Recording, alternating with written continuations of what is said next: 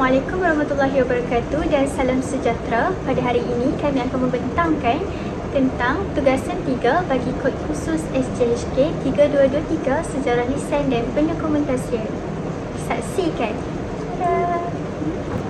Okey, baiklah, sebelum kita bermula dengan penerangan yang lebih lanjut, kita kenali dulu apa itu sejarah lisan. Sejarah lisan adalah satu pendekatan dalam kajian sejarah yang melibatkan pengumpulan, perakaman dan pendokumentasian cerita atau pengalaman individu-individu yang terlibat secara langsung dalam sesuatu peristiwa sejarah. Pendekatan ini sering digunakan untuk melengkapkan sumber-sumber bertulis yang mungkin terhad atau tidak lengkap. Dalam konteks Malaysia, sejarah lisan memainkan peranan yang penting dalam merakamkan pengalaman rakyat biasa yang mungkin tidak didokumentasikan dalam rekod rasmi, seperti pengalaman komuniti semasa penjajahan, perjuangan menuntut kemerdekaan ataupun kerusuhan kaum. Namun, pelaksanaan sejarah lisan ini turut disertai dengan beberapa isu penting yang perlu ditangani oleh penyelidik bagi memastikan integriti dan kesahihan maklumat yang dikumpulkan. Isu-isu seperti kaedah pemeliharaan dan pemeliharaan bahan rakaman, pemilihan orang sumber yang berintegriti, kesahan dan kebolehpercayaan maklumat, proses banding silang, keterangan saksi serta penggunaan peralatan rakaman yang sesuai adalah elemen-elemen yang perlu diberikan perhatian. Setiap isu ini memainkan peranan kritikal dalam memastikan bahawa sejarah lisan yang dikumpulkan dapat memberi gambaran yang tepat dan berwibawa tentang sesuatu peristiwa atau era.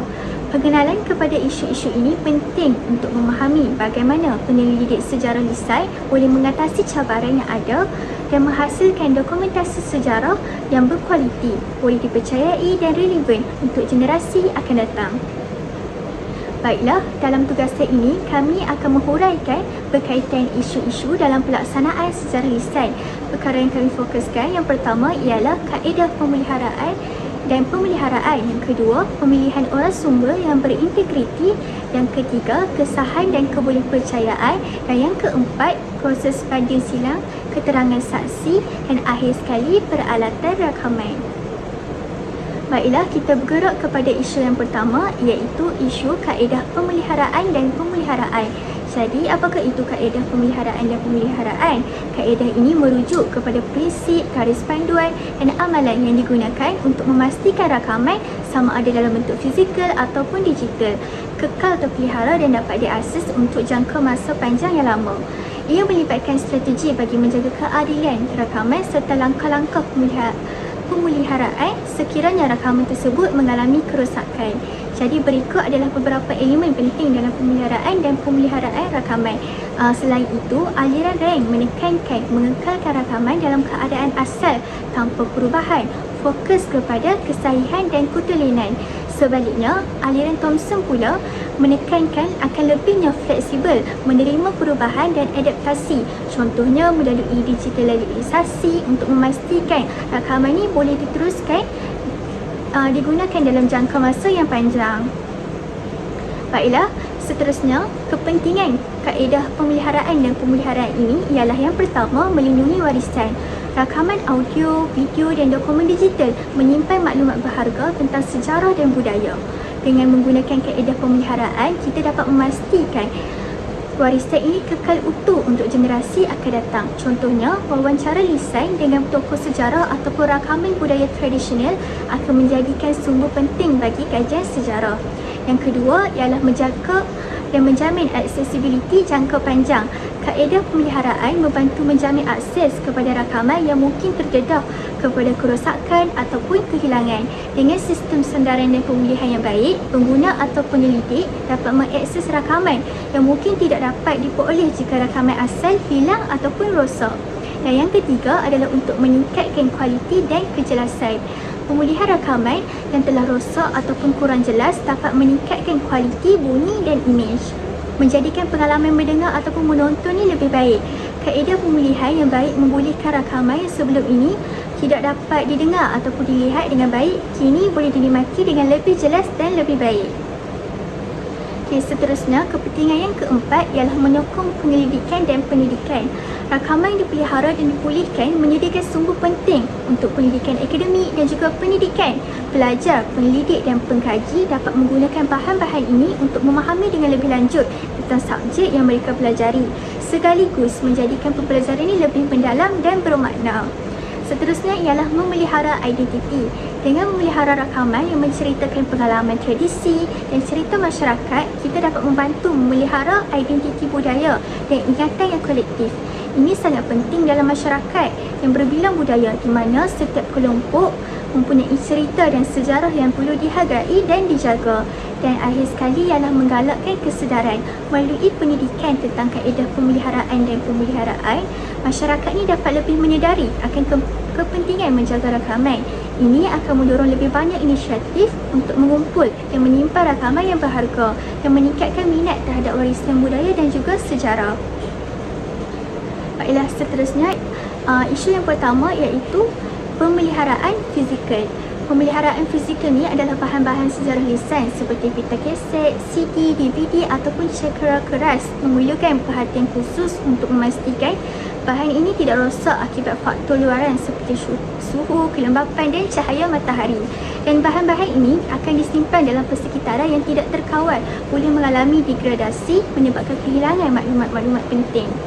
Jadi, apa yang boleh dilaksanakan ialah rakaman wawancara tentang sejarah kaum India di Malaysia yang disimpan dalam pita kaset ni perlu disimpan di tempat sejuk dan gelap, kerana pita magnetik ini mudah rosak apabila terdedah dengan panas ataupun lembapan yang tinggi. Jadi, contohnya institusi seperti Muzium Negara sering menggunakan bilik berpendingin hawa dan rak khas untuk penyimpanan dokumen dan rekod audio yang lama. Baiklah, isu yang kedua memfokuskan kepada suhu dan kelembapan. Rakaman fizikal seperti pita kaset ataupun filem perlu disimpan dalam keadaan yang terkawal dari segi suhu dan kelembapan. Kelembapan tinggi boleh menyebabkan pertumbuhan kulat pada pita, sementara suhu panas ni boleh menyebabkan bahan magnetik ni terurai. Tanpa kawalan yang baik, rakaman ni mungkin tidak dapat bertahan lama. Jadi, banyak rakaman sejarah lisan lama telah pun disimpan dalam format seperti pita kaset, reel-to-reel ataupun video VHS. Format-format ini mempunyai jangka hayat yang terhad kerana bahan fizikalnya seperti pita magnetik mudah terhakis atau rosak akibat suhu, kelembapan dan usia. Jadi, tanpa penyimpanan yang betul, rakaman-rakaman ini berisiko menjadi tidak boleh diakses ataupun akan hilang sepenuhnya. Baiklah, seterusnya kita fokuskan kepada pemeliharaan digital. Selain pemeliharaan fizikal, banyak juga organisasi yang kini sedang beralih kepada teknologi digital sebagai langkah pemeliharaan jangka panjang. Bahan sejarah lisan yang diarsipkan ini dalam bentuk digital lebih mudah disimpan dan diakses serta kurang terdedah kepada kerosakan fizikal. Jadi, contohnya arsip sejarah lisan Malaysia telah pun mendigitalkan banyak rakaman lama yang disimpan dalam format kaset terhadap format digital seperti MP3 ataupun MOV. Misalnya, rakaman wawancara dengan tokoh pejuang kemerdekaan seperti Tunku Abdul Rahman disimpan secara digital untuk mengelakkan kehilangan akibat kerosakan fizikal pada pita kaset asal.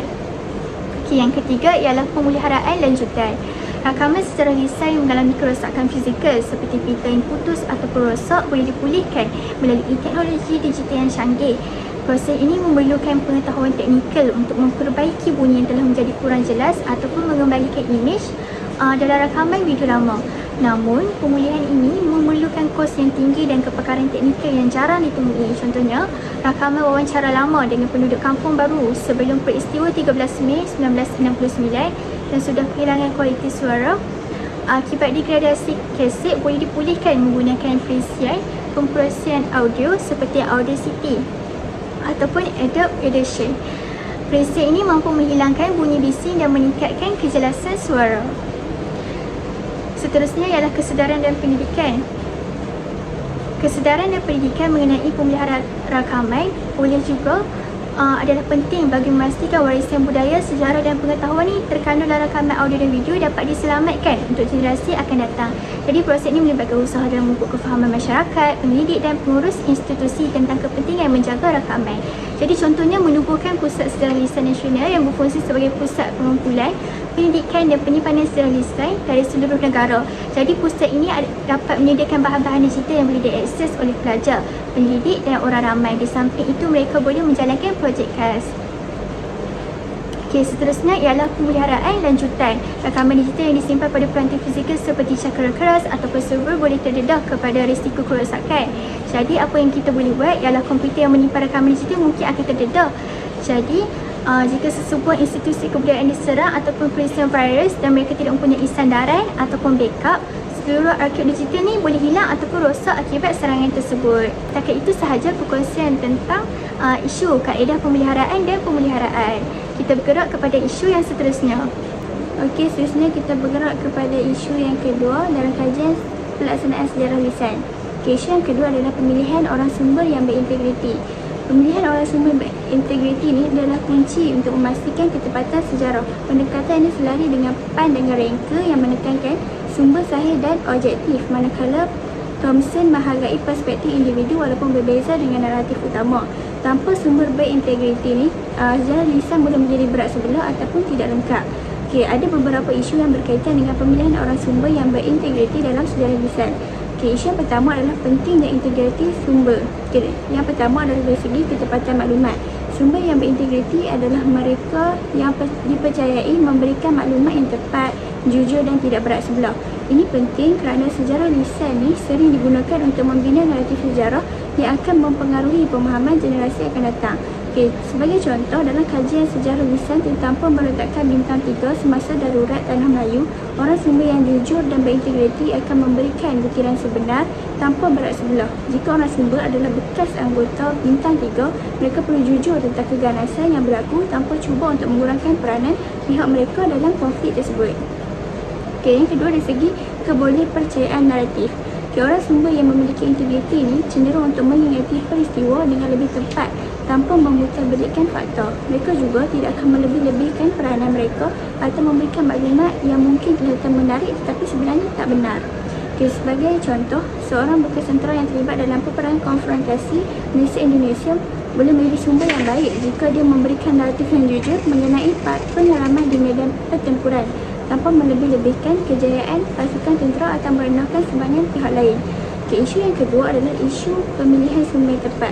Okay, yang pertama kita lihat daripada segi subjektiviti dalam pemilihan. Penyelidik mungkin tak sengaja untuk nak memilih sumber yang memiliki pandangan tertentu atau berada dalam kedudukan berkuasa, sedangkan mereka yang kurang berpengaruh tetapi juga mengalami peristiwa yang sama tidak diambil kira. Okay, ini boleh menghasilkan bias dalam sejarah lisan di mana naratif yang didengar adalah dari perspektif yang lebih terhad. Okey, pengaruh peribadi atau kumpulan, orang sumber ni dia mungkin dipengaruhi oleh kepercayaan peribadi, keahlian politik, agama ataupun pandangan sosial tertentu. Okey, ini boleh menyebabkan mereka ni memberikan pandangan yang berat sebelah ataupun dipengaruhi oleh sentimen yang tertentu yang menjejaskan kebolehpercayaan naratif yang dikumpulkan. Okey, seterusnya dilihat daripada segi kekurangan keterbukaan. Okay, ada individu ni yang mungkin tidak selesa ataupun enggan untuk nak berkongsikan maklumat secara penuh kerana takut ataupun khawatir dengan akibat dia. Okay, seperti dalam kes sejarah konflik politik ataupun sosial. Okay, ini akan menyukarkan penilaian integriti mereka dalam memberikan naratif yang lengkap dan tepat. Macam contoh adalah kajian tentang gerakan subversif semasa zaman darurat. Ada bekas gerila yang mungkin takut untuk nak berkongsi kisah mereka yang sepenuhnya sebab mereka ni bimbang terhadap keselamatan mereka ataupun akibat undang-undang. Okay, ketakutan ni dia akan mengurangkan kebolehpercayaan naratif yang disampaikan. Okay, isu yang ketiga adalah ciri-ciri orang sumber yang berintegriti. Okay, untuk memastikan integriti orang sumber ni ada beberapa ciri yang perlu dipertimbangkan. Okay, antaranya adalah jujur dan berkualiti. Okay, orang sumber yang berintegriti ni mestilah jujur dalam penyampaian maklumat dan tidak mempunyai agenda tersembunyi untuk mempengaruhi naratif yang diberikan. Okay, mereka ni kena bersedia untuk menceritakan pengalaman mereka secara netral tanpa memutarbalikkan fakta ataupun menambah elemen yang tidak wujud. Okay, ciri yang seterusnya adalah reputasi dan credibility. Okay, orang sumber dengan reputasi yang baik di kalangan masyarakat ataupun rakan seangkatan biasanya lebih dipercayai. Credibility mereka ni boleh disahkan melalui latar belakang mereka ataupun sokongan daripada orang lain yang turut menyaksikan peristiwa yang sama. Okey, Yang ketiga adalah konsistensi dalam naratif. Sumber yang berintegriti ini cenderung untuk memberikan cerita yang konsisten. Cerita yang konsisten jika terdapat banyak perubahan dalam versi cerita mereka dari masa ke masa, ini boleh menandakan adanya masalah dalam memori ataupun kejujuran. Oleh itu, penyelidik perlu memerhatikan konsistensi naratif untuk nak menilai integriti. Okey, seterusnya adalah ciri yang keempat adalah keterbukaan terhadap soalan yang kritis. Orang sumber yang berintegriti biasanya akan bersedia untuk nak menjawab soalan-soalan yang kritis ataupun mencabar. Mereka tidak akan mengelak daripada memberikan penjelasan yang lebih terperinci ataupun cuba untuk nak menutup sebarang aspek cerita. Okey, isu yang keempat adalah proses pemilihan orang sumber. Untuk memastikan integriti orang sumber dalam sejarah lisan, beberapa langkah yang boleh diambil semasa proses pemilihan. Di antaranya adalah menjalankan penyelidikan latar belakang. Okey, sebelum wawancara seseorang, penting untuk nak melakukan penyelidikan latar belakang mengenai individu tersebut. Ini boleh melibatkan pengisian identiti, latar belakang sosial dan peranan mereka dalam peristiwa yang diceritakan. Okey, yang kedua dari segi memilih pelbagai sumber. Pemilihan sumber yang pelbagai adalah penting untuk nak mendapatkan pandangan yang lebih seimbang. Ini bermakna penyelidik perlu mempertimbangkan untuk mewawancara individu dari pelbagai latar belakang, termasuk mereka yang mungkin berada di pinggiran peristiwa ataupun kurang mendapat perhatian. Okey, seterusnya isu yang kita bergerak ke isu yang seterusnya adalah kesahan dan kebolehpercayaan maklumat. Okey, dalam sejarah lisan ni, kesahan dan kebolehpercayaan maklumat sering dibincangkan sebab dia penting untuk memastikan wawancara lisan tu boleh diterima sebagai sebahagian daripada kajian sejarah yang berautoriti. Okey, Thomson menekankan bahawa sejarah lisan ni dipengaruhi oleh pengalaman peribadi. Ia memberi ruang kepada suara-suara yang terpinggir, manakala pendekatan rangka ni lebih menuntut kesahan sumber yang objektif dan bebas daripada bias. Okay, berikut ada beberapa penjelasan yang terperinci mengenai isu ini. Yang pertama adalah kesahan dalam sejarah lisan. Kesahan ini merujuk kepada ketepatan maklumat yang diberikan oleh orang sumber. Ia melibatkan persoalan sama ada cerita yang diberitahu itu benar-benar menggambarkan apa yang berlaku pada masa lalu. Beberapa isu yang mempengaruhi kesahan termasuklah ingatan yang tidak tepat. Keingatan manusia boleh menjadi kabur ataupun tidak tepat, terutamanya jika peristiwa itu yang berlaku tu mungkin dah bertahun-tahun sebelum wawancara. Orang mungkin terlupa butiran penting atau mengubah cerita tanpa sengaja. Yang kedua adalah isu yang mempengaruhi kesahan adalah selectivity memory. Orang cenderung mengingati hanya perkara-perkara yang penting kepada mereka, sementara butiran lain diabaikan. Ini menyebabkan cerita yang diberikan tak lengkap. Contohnya, seseorang mungkin hanya mengingati perasaan mereka ketika menyaksikan peristiwa sejarah seperti perarakan kemerdekaan, tetapi mereka tak ingat siapa yang terlibat ataupun butiran mengenai peristiwa tersebut. Yang ketiga adalah interpretasi peribadi terhadap peristiwa. Seseorang tu mungkin mempunyai interpretasi peribadi terhadap suatu peristiwa. Oleh itu, sejarah lisan ni seringkali syarat dengan subjektiviti. Saksi mungkin melihat peristiwa melalui lensa pengalaman peribadi, budaya, politik ataupun sosial mereka yang boleh menjejaskan kesahihan maklumat yang diberikan. Yang kedua, dari segi kebolehpercayaan dalam sejarah lisan. Kebolehpercayaan ini merujuk kepada konsistensi dan ketekalan maklumat yang diberikan oleh orang sumber. Isu kebolehpercayaan ini timbul apabila keterangan yang diberikan tidak konsisten, sama ada wawancara itu yang sama ataupun di antara beberapa wawancara yang berbeza. Beberapa faktor yang mempengaruhi kebolehpercayaan termasuklah yang pertama, konsistensi dalam penceritaan. Jika seseorang itu dia memberikan cerita yang berbeza pada masa berlainan, ini boleh menimbulkan keraguan tentang kebolehpercayaan maklumat.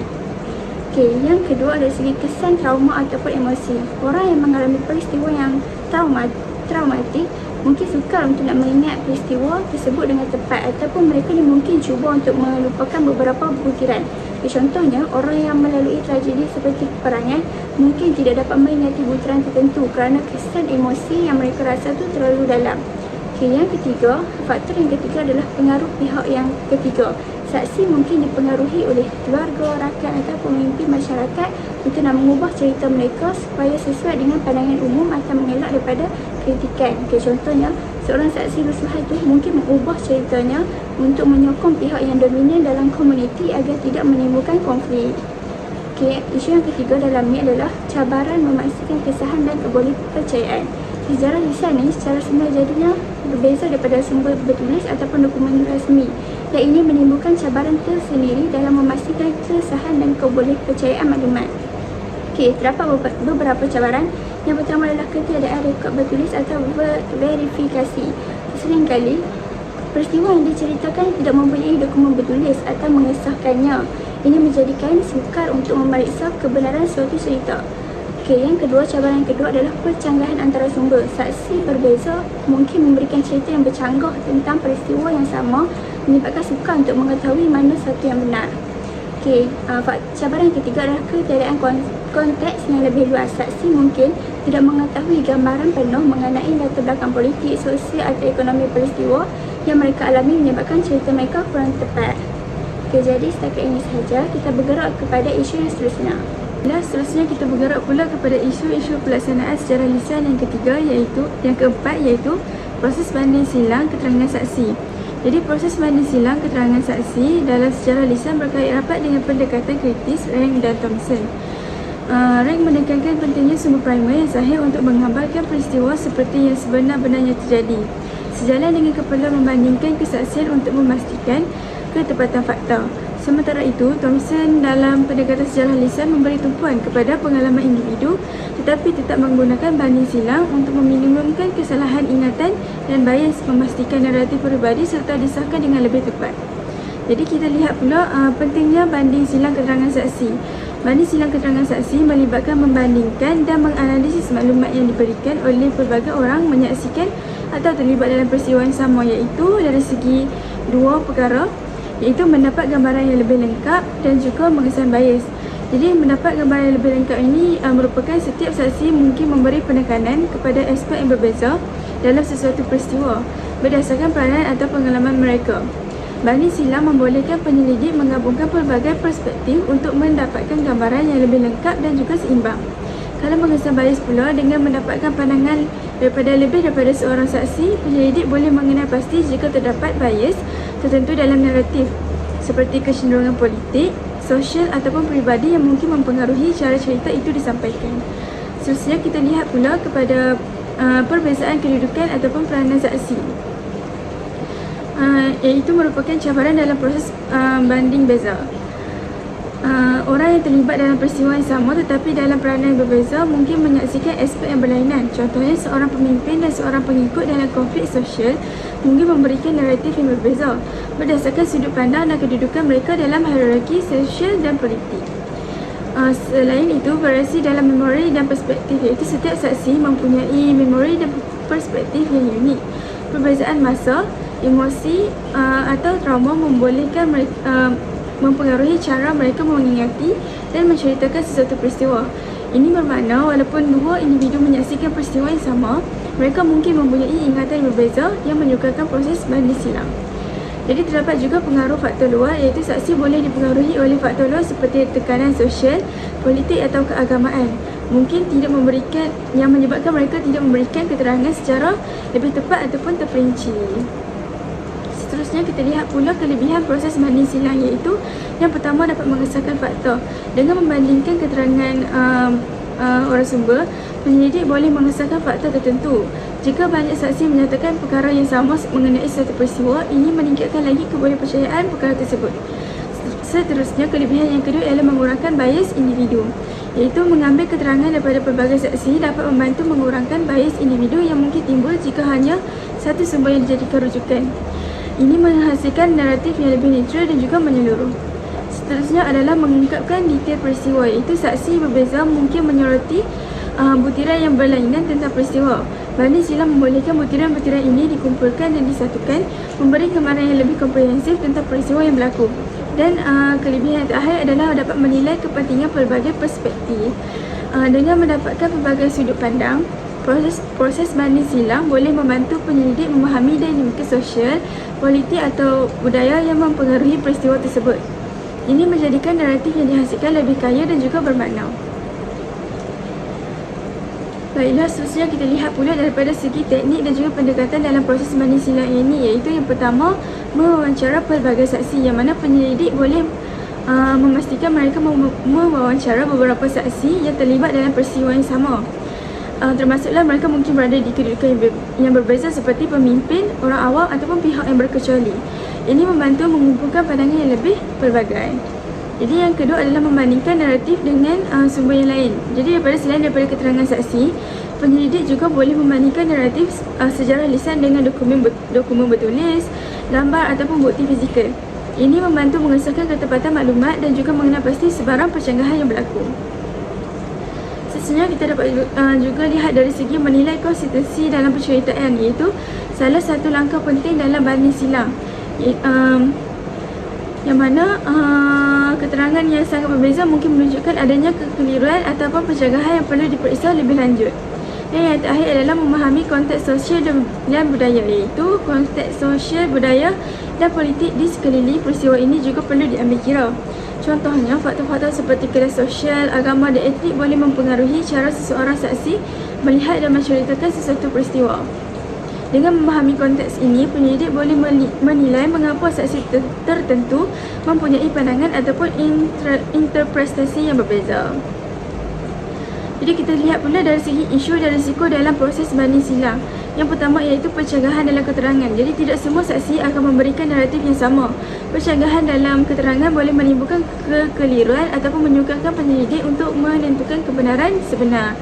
Jadi dalam situasi ini, penyelidik perlu berhati-hati dalam membuat kesimpulan.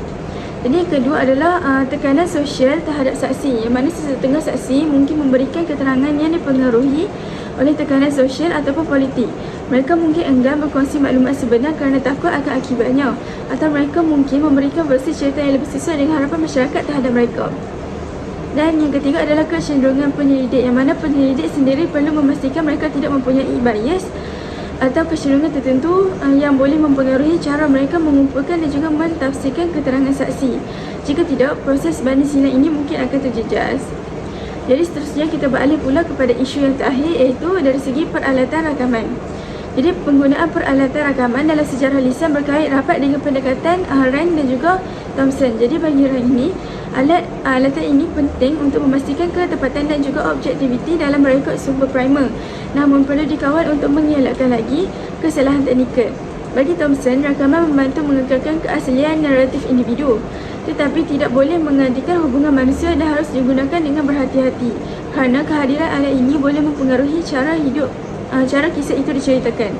Kedua-dua aliran ini menekankan pentingnya ketepatan dan juga keaslian dalam penggunaan. Jadi kita lihat yang pertama, iaitu dari segi kualiti rakaman.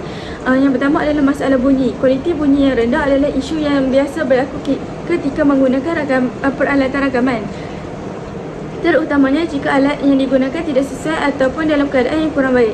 Gangguan bunyi latar, suara yang terlalu perlahan ataupun bunyi yang tidak bersesuaian boleh menyukarkan untuk memahami naratif yang diberikan oleh orang sumber, menjadikan proses transkripsi dan analisis lebih mencabar. Yang kedua pula adalah peralatan yang tidak sesuai, sebab kadang-kadang peralatan rakaman yang digunakan tidak direka untuk situasi wawancara, seperti peranti dengan mikrofon berkualiti rendah ataupun perakam mudah alih yang tidak cukup sensitif. Peralatan ini mungkin gagal menangkap perkara penting seperti intonasi dan juga ekspresi emosi dalam suara sumber yang boleh mempengaruhi interpretasi maklumat. Seterusnya kita lihat pula dari segi teknologi lama dan juga teknologi baru, iaitu dari segi yang pertama adalah peralihan teknologi. Sejarah lisan telah melalui pelbagai perubahan besar dalam teknologi rakaman, dari segi pita kaset kepada peranti digital.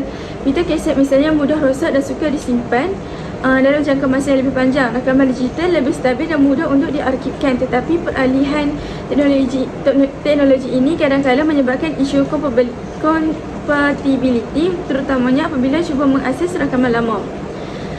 Seterusnya adalah kualiti rakaman zaman dahulu dan zaman sekarang adalah berbeza. Dan seterusnya kita beralih pula kepada kemahiran pengendalian peralatan, iaitu dari segi kurangnya kemahiran teknikal. Pengendalian sejarah lisan ataupun penemu duga yang kurang mahir dalam mengendalikan peralatan digital ini akan mengalami sedikit kesukaran untuk melaksanakan proses rakaman. Kemudian adalah kesilapan semasa rakaman, iaitu kadang-kadang mungkin rakaman tersebut boleh berlakunya masalah teknikal yang tidak sedara sehingga wawancara itu selesai. Contohnya bateri yang kehabisan tenaga, rakaman yang tidak dimulai dengan betul, ataupun masalah mikrofon yang boleh mengakibatkan kehilangan data yang tidak boleh digantikan.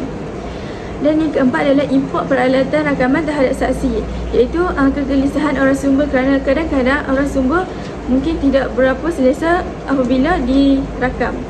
Dan yang kedua adalah kesan on record, iaitu kehadiran peralatan rakaman juga boleh menyebabkan orang-orang sumber lebih berhati-hati dengan perkara yang mereka katakan.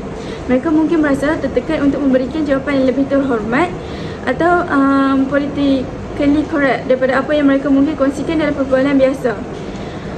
Seterusnya adalah ketersediaan dan kos peralatan, iaitu kos peralatan berakaman ini ada berkualiti tinggi.